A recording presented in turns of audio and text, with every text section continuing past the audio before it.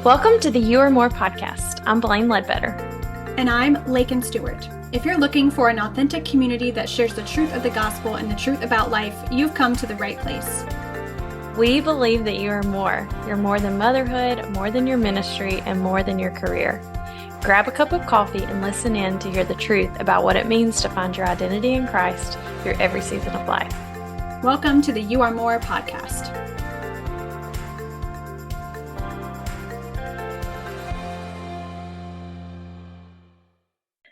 Hey guys, welcome back to the You Are More podcast. We are on part 3, our last installment of our stories series. The last 2 weeks we've been talking about birth and ministry. And so if you haven't listened to the first 2 episodes of this series, go ahead and check those out. They're fun and deep and sometimes a little bit sad. But today we are going to be talking about stories from the workplace. And Blaine and I we both currently work at the same job. We work from home. We love what we do.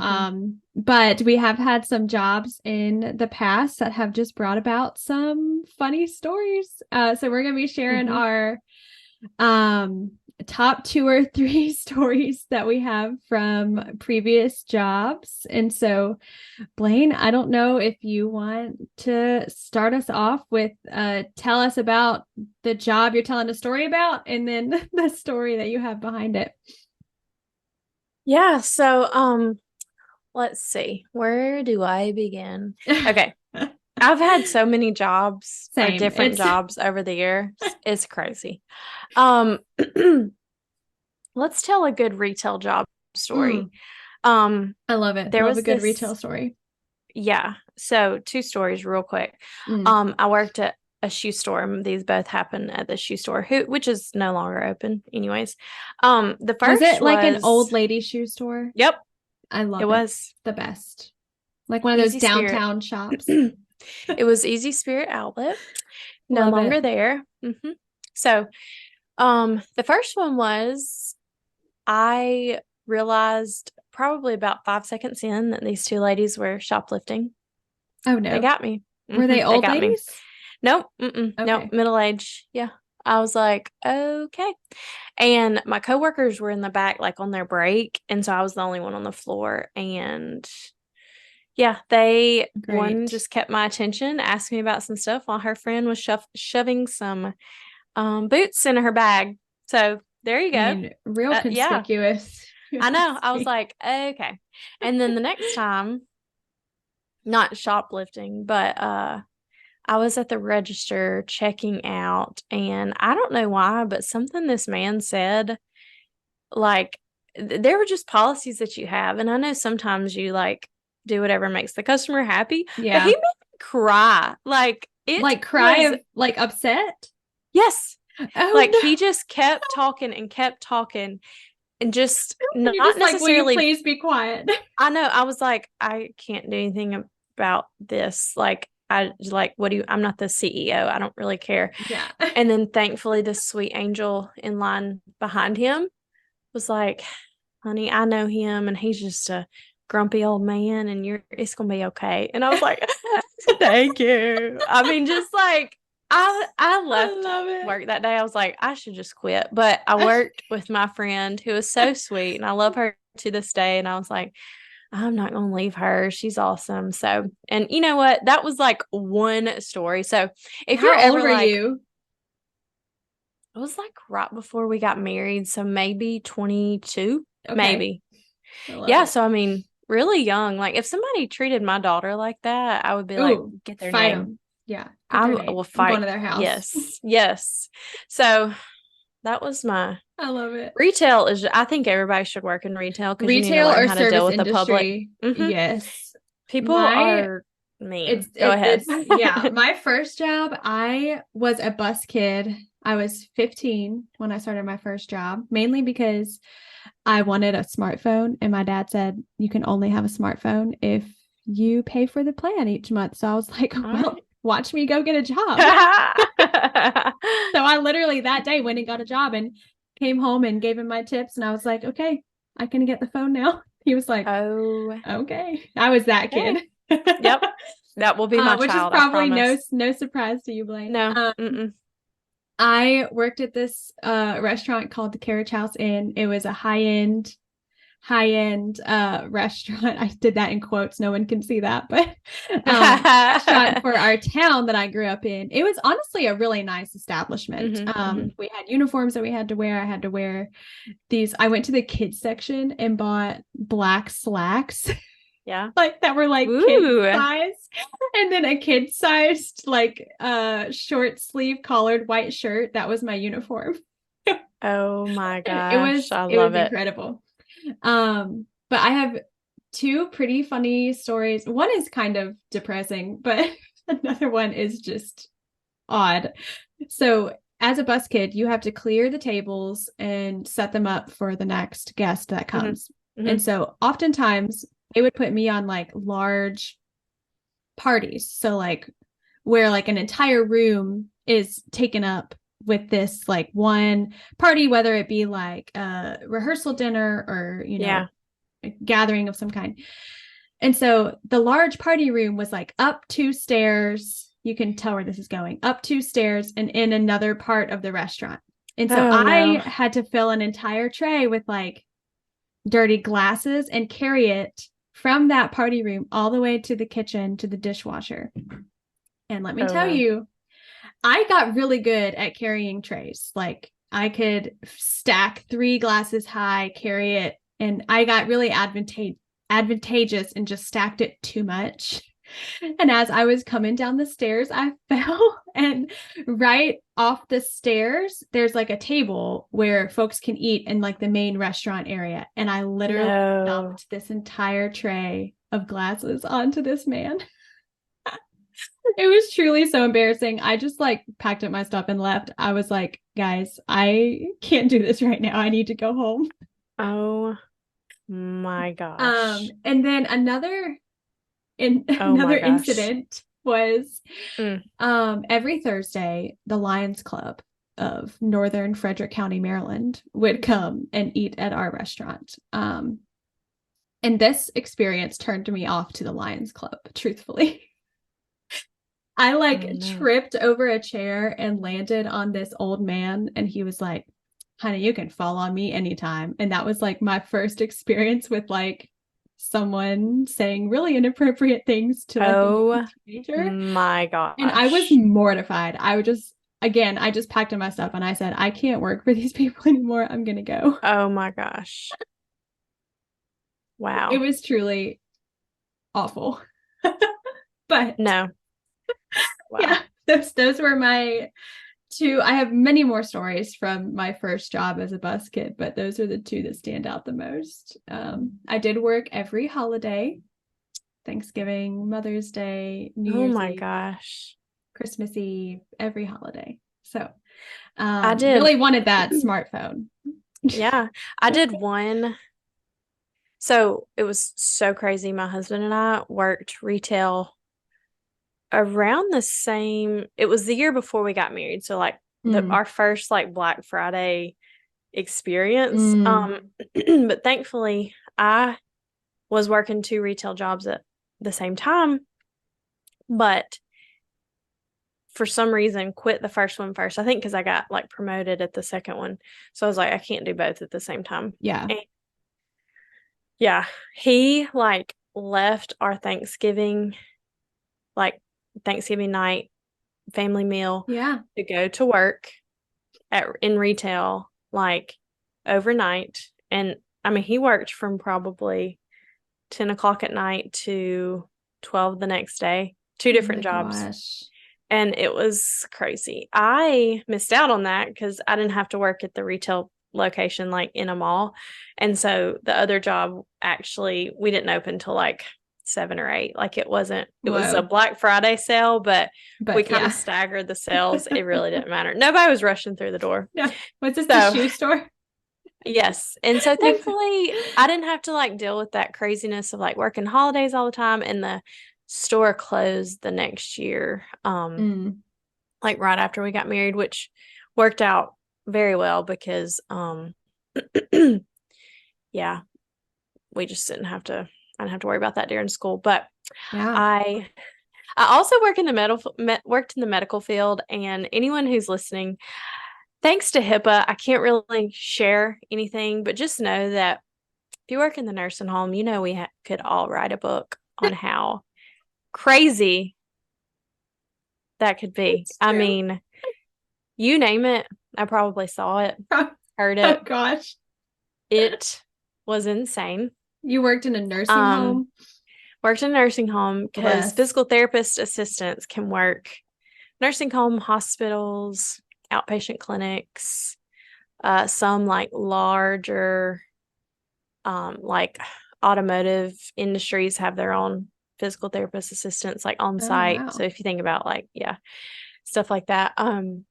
So yeah, very, Very interesting, interesting. but yay for HIPAA. I can't I know. say a lot, but I think my best job story, it's probably my most physically and emotionally demanding job was being a birth doula, but favorite job story ever was getting to be at my first birth, and the parents didn't know what they were having. And so that's so sweet. when that baby was born and the dad was like, "It's a girl." I mean, my gosh. we that all gives me chill cried. bumps just sitting here. I cried. I pretty much cried every birth that I'm at. I mean, it's not like sobbing, but you tear up. Yeah. Yeah, there's no comparison to any Mhm. experience like seeing a child. And obviously, if you've had a child, that's definitely an experience. But like getting to be on the outside and seeing parents become parents for the first time, it's just my favorite. But it's a very physically and emotionally demanding job. I mean, I'm like out of commission for like 2 days after a birth, so that's why that's on hiatus. Yeah. But yeah, I've been anywhere. Let's see. I worked at the concession stand of our local Parks and Recreation Department. Oh, yeah. You probably saw so many fun things. It was a great first job. Like, I kind of hope my kids get to do that because I worked for a great guy who he's now in heaven. He passed away from cancer, I think, a couple of years ago. But it was just, it was he was a great first boss. Like, love it. Not a lot of high expectations, like very gracious for hiring teenagers. I mean, I was like, I did babysit too at the same time, but that was my first job where I had to like clock in, and it was crazy. A whole thing. Yeah. Yeah. My most interesting job was in college. I worked as a student worker for the Ollie Center, which is Osher Lifelong Learning Institute. It was a part of my university. So it's where like senior citizens can come and take classes that they pay for. And they're taught by other senior citizens. So like anything from like Mahjong to iPhone to the history of South Carolina, which is where I went to college. I actually taught 3 semesters of the iPhone class where elderly folks would come and I would teach them how to use their phone. And trying to corral the elderly is like trying to corral a bunch of kindergartners sometimes because they don't listen. It was very interesting and fun, but I loved it. And then I think my funniest story ever is I was working in an elementary school as a like social worker / counselor / befriend to the students. And this one little 3rd grade girl, she was attached to me every single day, and she was so sweet. It was like maybe 7:00 in the morning. Kids were getting in the building, and she just marches up to me and goes, "Mrs. Stewart, I need to tell you about all my life regrets." Mind you, she's like 9 years old. Oh, she has a lot of them. She apparently has a lot of them. I said, "Go ahead and tell me about all your life regrets." And she goes, "Go, girl." "Well, one day I took my Annie's lipstick and put it on, and she yelled at me. And I was like, girl, you better not steal your Annie's lipstick. Oh my gosh, that And sounds then, like I kid you child. not, 3 days later, words came out of my mouth that I would have never thought I would have spoken in my whole life. This kid, the same little girl, was Yeah. in the gymnasium, and for some reason in the gym there's a rubber chicken toy that just floats around. I don't know why there's a rubber chicken toy in the gym, Oh, brother. but she had a stick and was like hitting the rubber chicken with a stick. And so I was like, so and so, I don't want to say her name. I was like, so and so, stop hitting the rubber chicken with a stick. Oh my And gosh. this other kid who is like so serious all the time, he looks over and he goes, I'm going to throw some holy water on you. And I was like, Oh. my day has been made. Like, two things that I would have never thought I'd see 9-year-olds do or say. Truly. Working with kids. So Just funny. never know. Kids are I the best to work also, with. in college, I definitely considered it a job. I was in a band with my cousin, so like acoustic band. He played the guitar and I sang. And we sang at a few events, like Nice. festivals or like company, like corporate parties. But yeah, two things. So one night we got to go randomly, like just, I still can't believe this was like my life, but went to Memphis for like a corporate, some sort of event. I don't know. And Travis Tritt's fiddle player was there, like playing the fiddle. Whoa. It was crazy. Yeah. That's insane. I know. I was like, is this, but also is it real like, life? yeah. And he's not just Travis Tritt's fiddle player. Like, I'm sure there's no telling how many like records he's played on. So that was pretty cool. Also, that's really cool. We played in a lot of bars. Yeah. I mean, that was like our MO. Venue of choice. Yeah. Yes. But oh man, one night we were playing and this woman came up and she was like, I know how to sing. Can I share the mic? And her boyfriend, husband, somebody, sugar daddy, was with her. And he was like, yeah, go. Oh, no. Yeah, she's great. Oh, well, no. If you have ever heard the saying, she couldn't carry a tune in the bucket. She had one too many. When she was overconfident. And it was not good. Oh, and no. So my cousin turned around and just turned down that knob on that microphone. Yeah, I was like, but you know, we got that so often that it's, yeah. Like, and hey, most of the time we would just be like, yeah. I know. I'm like, any actual like really good singer performer will never do that. Never. They'll be like, I'm here to see you in a show. I'm not going to get on the stage. No. But people, I'm like, this is not karaoke. The like, audacity. Please. Yeah. But we saw a lot of crazy things. Not necessarily anything like crazy bad, but just, I don't know. That definitely took me on the most adventures because we played on Bill Street in Memphis. Whoa. Yeah. Like opened for somebody or something. It wasn't like huge crowd. But it was still fun. It was so fun. Glad I did it. But yeah, that's probably my most like the nursing home was crazy, but that was like, is this real life of like, am I getting You're actually doing this? Yeah. Yeah. And so I got to sing, we call it well, I won't say what we call it. It's just funny because I don't want to like shame anybody, but it was so fun. Glad it's my former life now because I couldn't hang. Not that late at night anymore. Ooh, no. I don't even know how I stayed up if that it's late. Like 9 o'clock, I'm like, it's bedtime. Agreed. So those are my best stories. Do you have any more best or worst stories? No, I think those were some of my best ones, you know, the old man at the restaurant, the child with the rubber chicken, and some of the best ones I've got. Yeah.